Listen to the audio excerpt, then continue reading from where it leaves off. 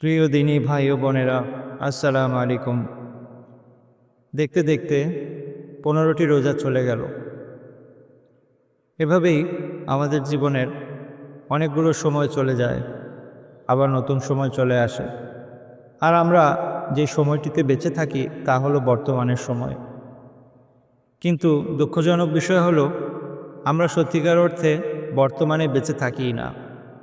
আমাদের অধিকাংশ সময় হয়তো আমরা অতীত নিয়ে পড়ে থাকি অথবা ভবিষ্যৎ নিয়ে, কিন্তু বর্তমানে যে বেঁচে থাকতে হবে সেটি আমরা ভুলে যাই। যেই সময় চলে গিয়েছে তাকে অতীত বলে, যেই সময় কাটছে তাকে বর্তমান বলে, যে সময় আসবে তাকে ভবিষ্যৎ বলে। দুটো জিনিসের উপর আমাদের কোনো নিয়ন্ত্রণ নেই। একটি হলো যে অতীত যা আমার জীবন থেকে চলে গিয়েছে, আর একটি হলো সেই ভবিষ্যৎ যা আমার সামনে অপেক্ষা করছে। এই দুটির কোনোটির উপরই আমার কোনো নিয়ন্ত্রণ নেই। আমি যে ভুলগুলো করে ফেলেছি তা আমি আর চাইলেও এখন শুধরাতে পারবো না।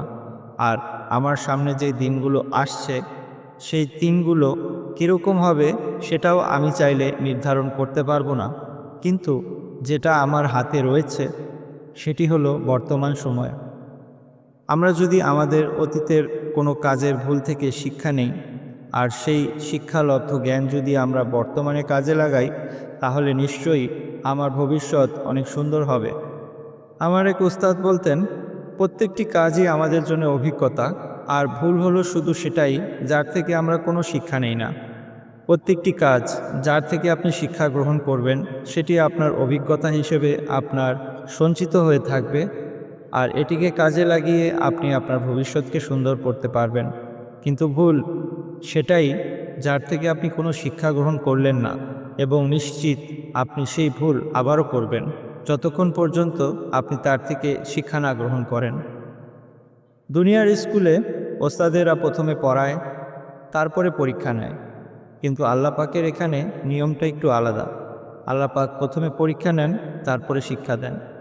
কিন্তু দুঃখজনক বিষয় হলো অনেকে পরীক্ষা দিয়েও সে তার প্রয়োজনীয় শিক্ষাটুকু বুঝতে পারে না, কারণ সে তার নিজের ব্যাপারে অতটা গভীরভাবে লক্ষ্য করে না।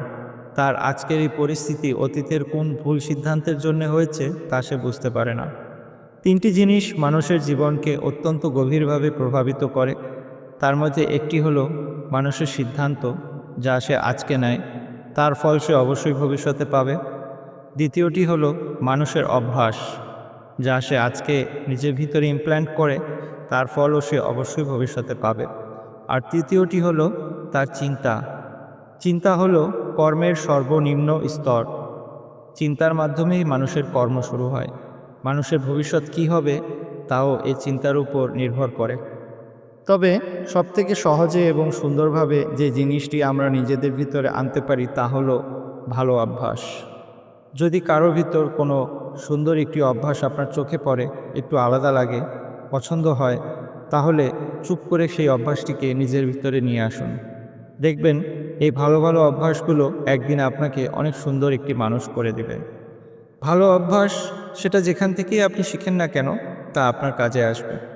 কিছুদিন পূর্বে এক ভাই আমার থেকে নেয়া লোনের টাকা শোধ করার সময় ছোট্ট একটা খামের ভিতর উনি টাকাটি দেন, আর সেখানে একটা থ্যাংক ইউ নোটও দেন। টাকা তো অনেকেই ফেরত দেয়, কিন্তু কখনো এত সুন্দরভাবে ধন্যবাদ দিতে আমি দেখিনি। আর এই ছোট্ট অভ্যাসটি আমাকেও খুব ভালো লাগে।